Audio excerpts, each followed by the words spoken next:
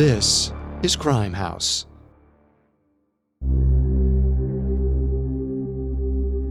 Since its founding in 1946, the National Basketball Association has grown to become one of the most popular sports leagues in the world. With millions of fans and billions of dollars at play, the stakes are high, and the competition is fierce. Every year, thousands of college players fight for their dreams of going pro. And there's one surefire way to get an NBA team's attention: crushing it during March Madness. For those who make the cut, it might seem like a fairy tale. But a lot of the time, the reality of being an athlete is much darker than anyone knows. And in some cases, it's even deadly. Crime House bonus content, subscribe to Crime House Plus on Apple Podcasts. Before we get started, you should know this episode includes graphic discussions of murder. Listener discretion is advised. With March Madness kicking off, this one-part special is highlighting two notorious basketball-related murders, one from the world of college basketball, and I've got some exciting news. Crime House Studios is launching a new original show called Killer Minds. Hosted by licensed forensic psychologist Dr. Tristan Engels and Crime House's Vanessa Richardson, each episode features a deep dive into the psychology of a notorious murderer, from serial killers to cult leaders, deadly exes, and spree killers. Killer Minds is a Crime House Studios original. New episodes drop every Monday and Thursday. Follow wherever you get your podcasts.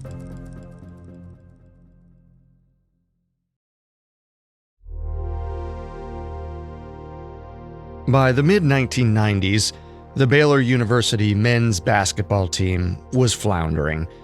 In the nearly 50 years since the school's program was established, they'd only had one March Madness appearance. By 1999, the Waco, Texas-based team was desperate for a change, so they searched for a new coach. They had their eyes on Dave Bliss, who had had success with the Southern Methodist and New Mexico University men's basketball teams. That year, Baylor awarded him a whopping 5-year, $3 million contract, making Bliss one of the highest-paid coaches in the Big 12 Conference. But even with Dave Bliss at the helm, the team continued to struggle. After a mediocre 2002-2003 season, Bliss knew he needed to find more talented players.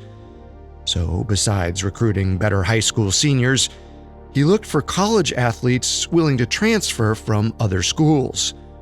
One of those students was Patrick Dennehy. By the time 21-year-old Patrick came to Baylor in the summer of 2003, he was hoping for a fresh start. Born and raised in Santa Clara, California, Patrick had always dreamed of going pro. Unfortunately, he wasn't recruited by any of the major teams like Duke or Kentucky out of high school. Instead, he hoped his path to the NBA would begin at a smaller school, the University of New Mexico, where Dave Bliss used to coach. Patrick's time at New Mexico was filled with a lot of ups and downs, on and off the court. Allegedly, he got into an argument with a teammate after a particularly tough loss, and at one point, he was permanently kicked off the team for leaving a workout early.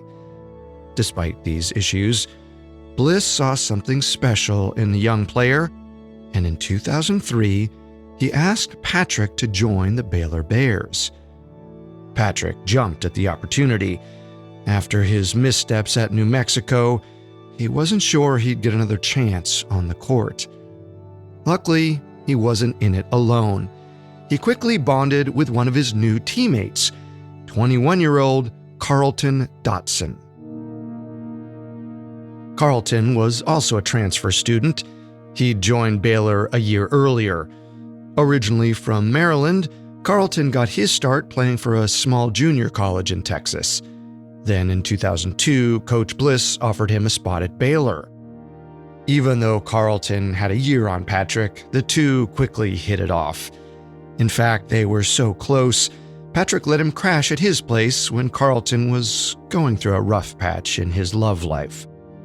According to Carlton's estranged wife, he had mental health issues, including paranoia. It took a toll on their marriage, and by the time Carlton was staying at Patrick's, he and his wife were separated. Still, despite Carlton's personal struggles, he and Patrick were hopeful heading into the 2003-2004 season. They wanted to make it a winning one. Unfortunately, neither one would end up playing in it. June 15th, 2003 was Father's Day. Usually, Patrick always called his stepfather to celebrate and tell him how much he loved him, but not this time. It was strange, but Patrick's family didn't immediately worry. Maybe he was busy with basketball and couldn't call just yet. But they weren't the only ones to notice something was off. The next day, June 16th, Patrick's roommate, Chris Turk, came back to their apartment after a week out of town. When he got there, he noticed Patrick's two dogs looked like they hadn't been fed in days. Chris wondered if Patrick had decided to go on a last-minute trip and forgot about his pets. For the next 3 days, no one heard from Patrick.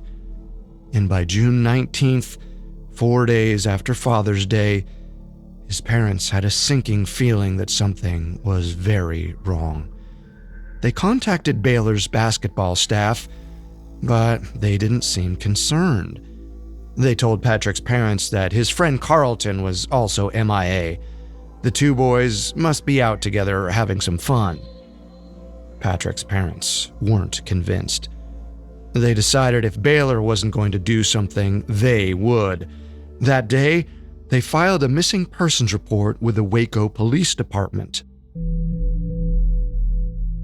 The initial search didn't seem to lead detectives anywhere. It isn't entirely clear where they looked for Patrick or who they spoke to, but on June 25, 2003, 6 days after Patrick was reported missing, his Chevy Tahoe was discovered in Virginia Beach, Virginia, 1,400 miles away from Baylor.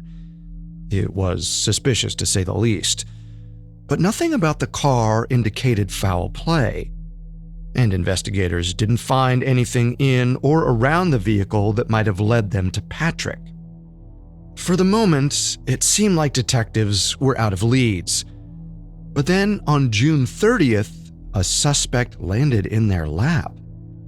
That day, Waco police got a call from the authorities in Delaware. Apparently, Patrick's cousin had told them he was dead, and the killer was Patrick's best friend, Carlton Dotson. Police back in Texas were stunned. If this was true, they needed to speak with Carlton right away. A few days later, they found him in his home state of Maryland and brought him in for questioning. But Carlton wasn't under arrest yet and didn't have a lawyer present, so he was very careful about what he said. In the end, he didn't give them any new information about Patrick's whereabouts or whether he was still alive. With no help from Carlton and no evidence to hold him on, detectives were forced to look elsewhere. Over the next few weeks, investigators continued to question those closest to Patrick, but no matter how many people they talked to, no one seemed to know what happened to him. However, despite the lack of leads, these interviews did help detectives learn what happened in the days leading up to Patrick's disappearance. Apparently, Patrick and Carlton were involved with some local drug dealers. In early June, Patrick and Carlton started receiving threats from them. At first, it seemed like nothing more than hot air, but then someone broke into Patrick's car. The incident sent the boys into a frenzy, and they decided to buy guns to protect themselves. Now, with Patrick missing, the authorities looked into the allegations. but they couldn't find anything to substantiate the claims or lead them to Patrick. It seemed like detectives were back to square one. But finally, about a month after Patrick disappeared, on July 17, 2003, they caught a break. That day, Carlton called his local police in Maryland. He said he wanted to talk to them and the FBI. Both parties brought him in for questioning, but it didn't go exactly as planned. During the interview, Carlton seemed panicked. He said demons were after him because he was, quote, Jesus, Son of God. It seemed like another dead end. But then, a few days later, Maryland detectives got a second call from Carlton. This time, he was contacting them from a psychiatric hospital. Apparently, he'd had a mental breakdown and was seeking treatment. But he was well enough to tell the detectives everything. He told them that back in June, a day or two before Patrick's disappearance, the two of them had gone to a friend's property on the outskirts of Waco to practice shooting their new guns. As they fired off round after round, something strange happened. According to Carlton, Patrick had pointed his gun at Carlton and pulled the trigger. The gun jammed, but Carlton was freaked out. In response, he'd aimed his weapon at Patrick's head and fired, killing his friend. After Carlton realized what he'd done, he'd made a run for it. He hopped into Patrick's Chevy Tahoe and drove all the way from Texas to Maryland. Along the way, he convinced a relative to wire him some money. According to Carlton, this relative also helped him clean the car of any evidence and dump it in Virginia, where the authorities eventually found it. Carlton said he hid out in Maryland for a few weeks, but when detectives brought him in for questioning, he knew the jig was up. And once he was in the hospital, he decided he was ready to confess. That's when he called the police and the FBI. After listening to Carlton's story, investigators had no doubt he was their man. Now, it was time to bring Patrick some justice. On July 21st, 2003, over a month after Patrick was reported missing, 21-year-old Carlton was arrested and charged with first-degree murder. As he waited to be extradited to Texas, Waco PD began searching the property where Carlton said he'd shot Patrick. After 4 days, they found a decomposed body. And soon, authorities confirmed the remains belonged to Patrick Dennehy. It certainly wasn't the outcome Patrick's family had been hoping for. But with Carlton in custody, it seemed like the case was finally closed. Now, Patrick's loved ones could lay him to rest and seek justice for his murder. Except, it wasn't the end of the story. Because while looking for Patrick, detectives learned some disturbing details about Baylor University and Coach Dave Bliss. It turned out the Baylor men's basketball team was hiding some very dark secrets.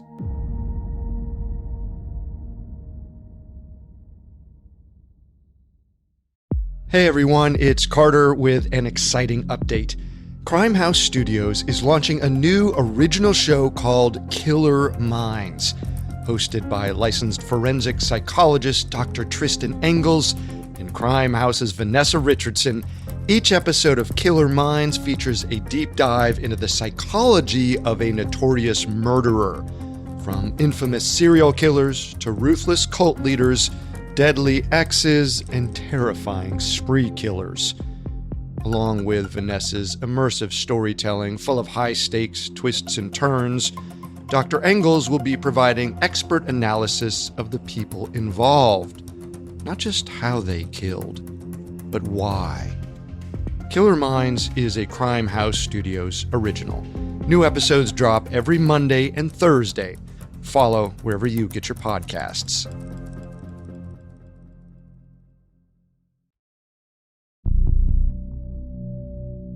By the end of July 2003, the disappearance and murder of 21-year-old Patrick Dennehy had been solved. After over a month of tireless searches, authorities had found Patrick's body and his killer, his own teammate and best friend, Carlton Dotson. But while the Waco, Texas Police Department worked to build a case against Carlton, they came across some unexpected information about Patrick, and it made Baylor University and its men's basketball head coach look very bad, all at Patrick Dennehy's expense. Apparently, when Dave Bliss first approached Patrick about joining the team, he promised him a scholarship. The only issue was, the basketball program had already awarded all their available scholarships by that point. Bliss knew that, but he also knew Patrick couldn't afford the tuition otherwise. So Bliss paid Patrick's tuition himself without him knowing. He also threw in some additional gifts, including Patrick's Chevy Tahoe. While these allegations didn't have any legal ramifications, they did violate the National Collegiate Athletic Association's bylaws. The NCAA is very clear. A coach cannot personally pay for an athlete's tuition, nor pay him in other ways. If the claims against Bliss were true, Baylor was looking at some major consequences, including losing scholarship funding or postseason bans. If that happened, the Bears wouldn't be allowed to play in tournaments like March Madness. And of course, it also meant their coach might be forced to resign. Even just one of these punishments could set the team back years. Bliss knew he could be in serious trouble. But instead of owning up to his mistakes, he decided to drag Patrick Dennehy's name through the mud. While the authorities were searching for Patrick earlier that summer, Bliss had started spreading some nasty rumors about Patrick and Carlton.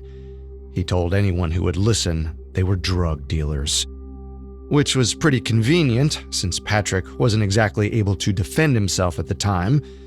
But Bliss was willing to do whatever it took to protect his reputation. He hoped to control the narrative by raising the possibility that any money Patrick had, including tuition payments, had actually come from selling drugs. But if Bliss wanted that story to stick, he needed some help. Just before the end of July 2003, around the time Carlton Dotson was arrested, Bliss approached his assistant coaches. He told them he wanted to find some players who would support his claims against Carlton and Patrick. According to Bliss, he knew he could get a player named Harvey Thomas to support his drug-dealing allegations because Bliss had lied for Thomas. Apparently, Bliss had watched Thomas in a pickup game before he was officially recruited, which was a violation of NCAA rules. Bliss promised to keep the game a secret as long as Thomas went along with his plan. Thomas didn't want to put his basketball career in jeopardy and agreed. With Thomas on board, Bliss wanted 2 more players to back him up. It's not clear how he convinced them to take his side, but by early August 2003, Bliss had his 3 guys, and they met with an internal committee that was investigating the allegations against Bliss. They testified that Patrick Dennehy was a drug dealer. It looked like Bliss was in the clear. But then, on August 8th, 2003, it all blew up. That day, Bliss met with the head of the investigative committee. At this time, they asked him to submit a copy of his bank statements. Bliss knew this was the one piece of evidence he couldn't lie about. Not only would these statements reveal that he had been paying for Patrick's tuition, but they would also lead to the revelation that he had paid for another player's tuition too. The same day he was asked about the bank statements, Dave Bliss resigned as head coach. In the wake of the resignation, Baylor sanctioned itself by declaring that it would not play in any postseason games that year. But the story wasn't over yet, because while all of this was going on, there was still a major question to answer, one that was far more important than any basketball game. Would Carlton Dodson be found guilty of murdering Patrick Dennehy? As the university attempted to distance itself from Bliss, the authorities prepared for Carlton Dodson to go on trial for murdering Patrick Dennehy. But before he could take the stand, Carlton was evaluated by doctors. According to them, Carlton suffered from hallucinations stemming from his belief that he was Jesus. So in the fall of 2004, a judge deemed Carlton unfit to stand trial and sent him to a mental health facility instead. But just a few months later, that decision was reversed. According to Carlton's doctors, he was faking his condition. With that, Carlton was back in the hot seat. In June 2005, he went on trial. But it wouldn't be a long process. Carlton pleaded guilty and was sentenced to 35 years in prison. With Patrick's killer now behind bars, the only loose ends to tie up were those connected to Dave Bliss and Baylor University. Eventually, Bliss admitted to lying to the internal committee. In 2005, Bliss received the equivalent of a 10-year ban from working within the NCAA. But that didn't stop him from accepting other coaching jobs. Throughout the 2000s and 2010s, Bliss bounced around smaller schools not affiliated with the NCAA. However, his career took another turn in 2017 when a Showtime documentary detailed his role in the 2003 Baylor scandal. Apparently, not all of Bliss's assistant coaches had been willing to support his version of events. One of them, a man named Abar Rouse, secretly recorded every single meeting they had. Rouse handed those recordings over to Showtime, and they were featured in the film. Now, all of America could see just how low Bliss was willing to go to protect himself. Because Bliss hadn't only trashed Patrick Dennehy's reputation, he allegedly knew Patrick was in danger and did nothing. According to some reports, Bliss knew Patrick had received threats but chose to ignore it, something Bliss had repeatedly denied. Whether it's true or not, it's clear that Dave Bliss was willing to betray Patrick in order to save himself. A young man he'd personally asked to play for him, who some said looked up to Bliss like a father figure, all just to avoid being caught in a problem of his own making. After the show aired, Dave Bliss retired from coaching, but the damage he'd done was irreversible, and Patrick Dennehy paid the ultimate price. Coming up, another basketball-related murder covering the tragic death of Memphis Grizzlies' hometown hero, Lorenzen Wright.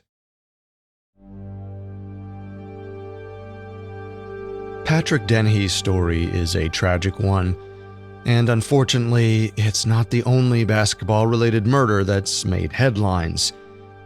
Even when a player does manage to achieve his dreams and go pro, it doesn't mean he leaves danger behind. Sometimes it follows him and comes from the most unexpected place possible. Such was the case with Lorenzen Wright. On Sunday, July 18, 2010, 34-year-old Lorenzen flew into Memphis, Tennessee. After 13 years in the NBA, he had recently retired and settled down in Atlanta. But Lorenzen's ex-wife Shara and their children still lived in the area, so he was constantly flying into Memphis to see the kids. Lorenzen also made sure to see his friends when he was in town. That day, his buddy Phil Dotson picked him up from the airport. They spent a few hours hanging out at Phil's place. Then they went to a local gym to pick up Lorenzen's son, Lorenzen Jr., where he was playing basketball. According to Phil, Lorenzen said Shara wanted them to drop Jr. off at her house. They arrived at her place in Collierville, a suburb of Memphis, around 10 p.m. He watched as Lorenzen and Jr. got out of the car and headed to the front door. But something wasn't right. According to Phil, Lorenzen said he needed to, quote, deal with this, and would call Phil later that evening. It was the last time he'd see his friend alive. A few days later, Phil got a call from Lorenzen's mom, Deborah. She wanted to know if he'd spoken to Lorenzen recently. Phil said he hadn't heard from him since he dropped Lorenzen and his son off at Shara's the other night. When Deborah contacted Lorenzen's other friends in the area, they all said the same thing. No one had heard from Lorenzen in days. Some wondered if he'd left town without saying goodbye. Deborah hoped they were right, but after 4 days had passed with no word from her son, she couldn't sit around and do nothing. On July 22nd, she reported Lorenzen missing.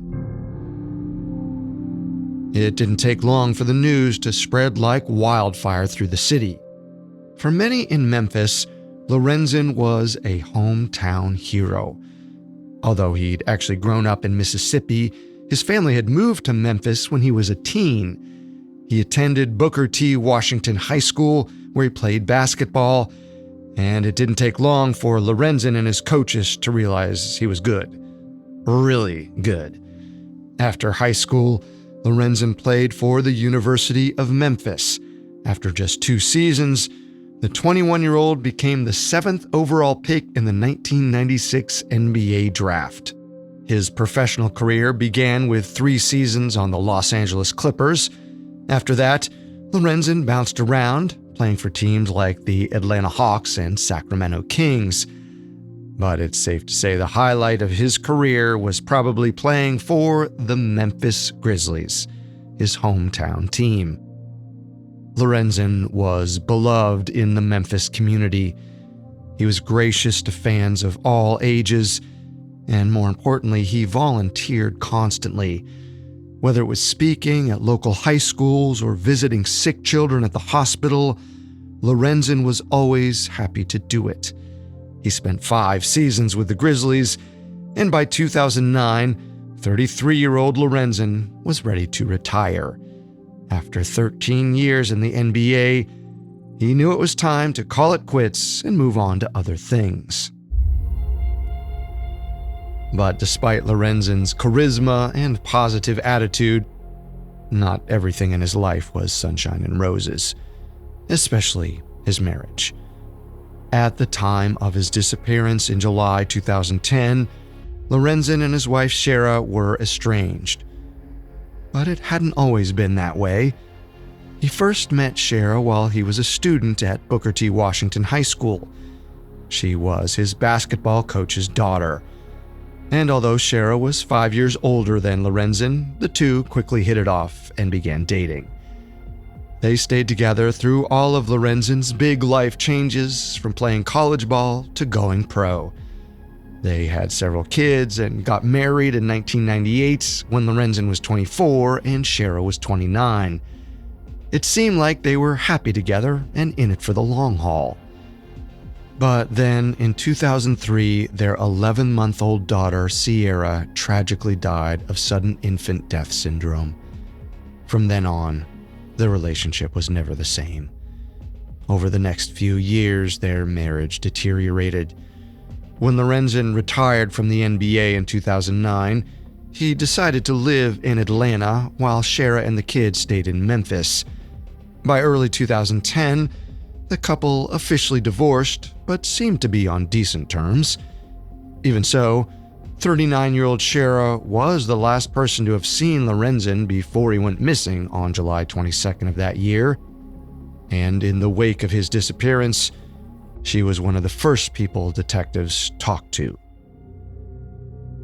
Shara told investigators that on the night of the 18th, Lorenzen dropped off their son, stayed for a little bit, then left. But a few days later, Shara added some more details to her story. According to her, Lorenzen had a box of drugs with him that night. She implied he'd gotten mixed up in dealing narcotics. She also claimed he was being followed by unknown gunmen in the days before his disappearance. But even with all the additional information from Shara, investigators weren't any closer to finding Lorenzen. Over the next few days, they searched far and wide. The authorities reached out to Lorenzen's friends in Memphis, Atlanta, Mississippi, and everywhere in between. But no one had seen or heard from him. But on July 27th, 9 days after he went missing, they got an unexpected lead from a local 911 dispatcher. She told her supervisor about a strange call she'd gotten back on July 19th, the day after Phil dropped Lorenzen off at Shara's. That day, she heard 11 gunshots on an emergency call and a voice on the other line. The person spoke briefly before the call was cut off. When the dispatcher tried calling back, no one answered. For some unknown reason, the dispatcher waited 8 days to report the incident. Police didn't waste any time in tracking the call. Using data from cell phone towers in the area, they were able to pinpoint a rough location of where the call had come from. It led them to a wooded area near Germantown, about 7 miles outside of Memphis. Officers searched the region, known as Callous Cutoff, with cadaver dogs. It didn't take them long to find the body of Lorenzen Wright.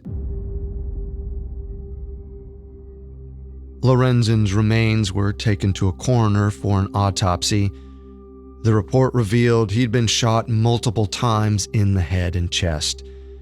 The reports also indicated the bullets came from 2 different guns, meaning there appeared to be 2 killers. They knew this wasn't a robbery gone wrong. Lorenzen had been found with a gold chain still around his neck. Beyond that, the area where he was found was littered with bullet casings. Based on the evidence, it seemed like whoever had done this to Lorenzen took him to Callous Cutoff with the intention of killing him. But there weren't any fingerprints or other identifying information at the crime scene, which meant detectives were still a long way from pinpointing a suspect. The only thing they could do was dive into Lorenzen's personal life. They needed to know if there was someone out there who would have wanted him dead. Detectives searched far and wide for his killer, but before long, they realized their primary suspect was right under their noses this whole time.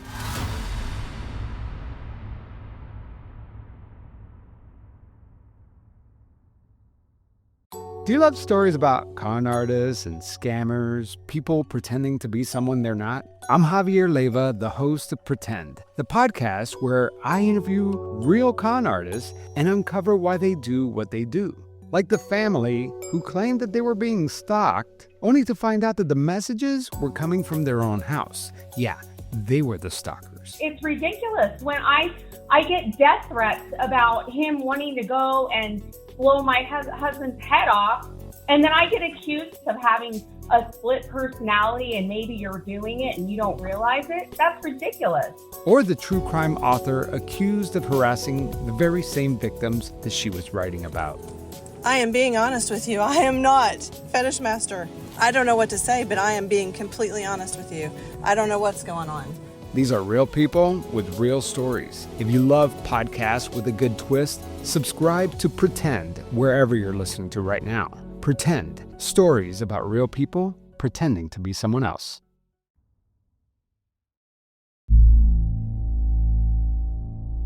In July 2010, the body of 34-year-old former NBA player Lorenzen Wright was found in a wooded area outside of Memphis, Tennessee.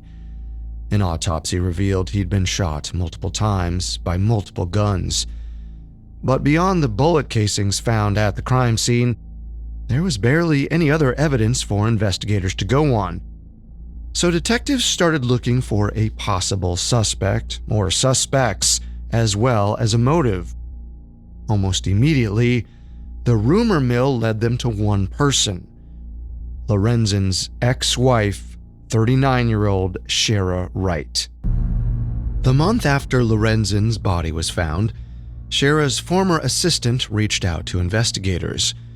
She told detectives they should look into Shara, and allegedly even gave them audio recordings of Shara threatening Lorenzen. Those recordings haven't been made public, but we do know investigators followed up on the assistant's tip and continued to ask around about Shara. And the more people they spoke to, the more they noticed something odd. No one came to her defense. In other words, people wouldn't have been entirely shocked if she had something to do with Lorenzen's death.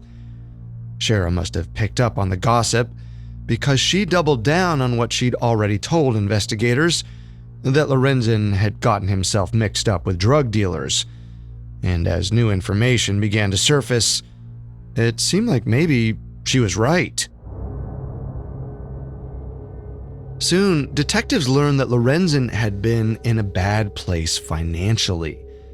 Despite earning roughly $55 million over the course of his NBA career, by 2010, Lorenzen was nearly broke. In fact, 2 of his houses were facing foreclosure. Lorenzen and Shara apparently had a history of frivolous spending: new cars, new houses, new clothes, new everything. Investigators and media outlets discovered that 2 years earlier, in 2008, Lorenzen was hard up for cash.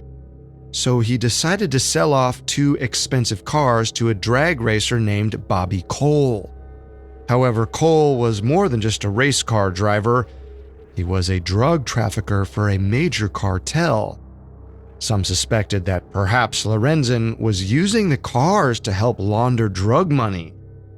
The DEA and the FBI looked into the connection. Their findings were definitive. There was absolutely no evidence to support that Lorenzen was involved in drug trafficking.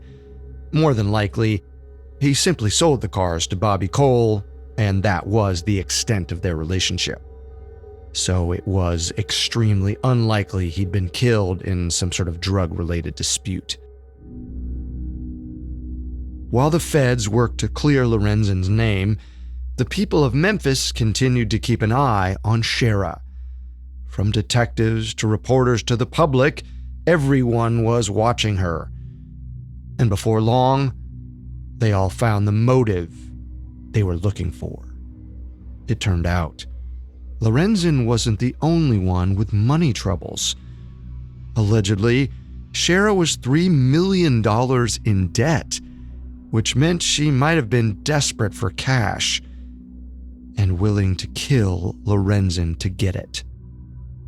For the next 2 years, detectives watched and waited to see what Shara would do. And in 2012, they finally got their smoking gun.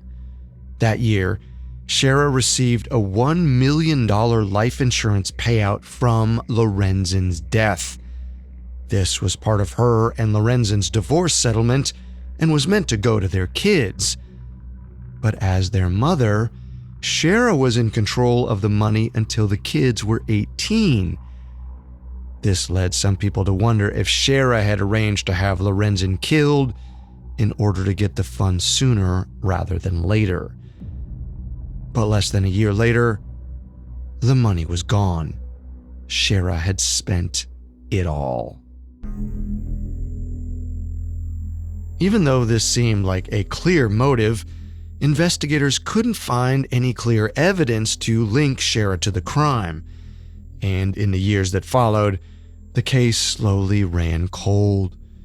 Memphis police didn't give up looking for Lorenzen's killer, but the more time that passed, the less hopeful they felt.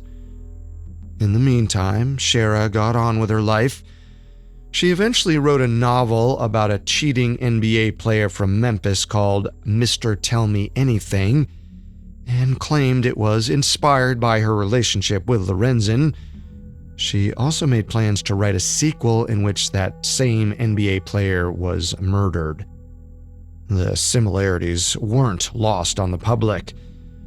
There's no doubt Shara's work was distasteful, but still, it didn't mean she was involved in Lorenzen's death. At some point, she decided she wanted a fresh start and moved to Riverside, California. She remarried and tried to move forward. But back in Memphis, people continued to hope for closure. However, by 2017, 7 years had passed and the investigation still hadn't progressed. Then, in November of that year, Memphis PD got a tip from an undisclosed source. The tipster said there was evidence related to Lorenzen Wright's murder in a lake in Walnut, Mississippi. On November 9th, law enforcement waded through the muddy water and found a gun. Despite all the years that had passed, forensics tests confirmed it was one of the 2 guns used to murder Lorenzen. And it didn't take them long to figure out who shot it. On December 5th, 2017, a man in a white hoodie and black beanie walked into a convenience store in Collierville, the town in Memphis where Shara used to live. A moment later, police rushed inside and surrounded him. They told the man he was under arrest for the murder of Lorenzen Wright. The suspect was 47-year-old Billy Ray Turner, a local landscaper and church deacon, with a rap sheet that included kidnapping and assault. And the authorities were pretty sure they knew who Turner's accomplice was. 10 days later, police arrested Shara Wright out in Riverside, California. They charged her with first-degree murder. It was welcome news for the people of Memphis, but they were left asking themselves, how were Shara Wright and Billy Ray Turner connected? And what were their roles in Lorenzen's death? The answer finally came 5 months later. During a May 2018 bond hearing, the public learned the name of the man who had led police to the gun: Jimmy Martin. At the time, Jimmy was a convicted murderer, serving a 20-year sentence for killing his girlfriend in 2012. He was also Shara Wright's cousin. According to Jimmy, back in 2010, Shara had told him about her plot to kill Lorenzen. She said she and her friend, Billy Ray Turner, who she was sleeping with, wanted to kill Lorenzen for his life insurance money. If Jimmy helped clean up the crime scene, Shara would give him a portion of the payout. Jimmy agreed. At the 2018 bond hearing, he testified that he was in Batesville, Mississippi on the night of the murder. A day or two later, Shara picked him up and they drove to Memphis together to get rid of the evidence. In the car, Shara told him the deed was done. She and Billy had killed Lorenzen. He said Shara went on to explain how she'd lured Lorenzen into the woods, where Billy ambushed him. After that, she and Billy both shot Lorenzen several times. By the time Jimmy and Shara arrived at the crime scene, Lorenzen had been dead for a few days. According to Jimmy, he helped Shara find one of the guns she'd accidentally left behind. Then they drove back to Mississippi, where they dumped the weapon in a lake. The evidence was overwhelming. In July 2019, 48-year-old Shara Wright pleaded guilty to orchestrating Lorenzen's death. She was sentenced to 30 years in prison. In 2022, her accomplice, Billy Ray Turner, had his day in court. A jury also found him guilty of murder, and he was sentenced to 41 years. For the people of Memphis, it was the end of a dark and painful chapter in the city's history. While Shara had tried to tarnish Lorenzen's name, in the end, the truth won out. Today, Lorenzen is remembered for his talent, his kindness, and most of all, for his contributions to the city of Memphis and the game of basketball. What drives a person to murder? Find out from a licensed forensic psychologist on Killer Minds, a Crime House original podcast. New episodes drop every Monday and Thursday. Follow wherever you get your podcasts.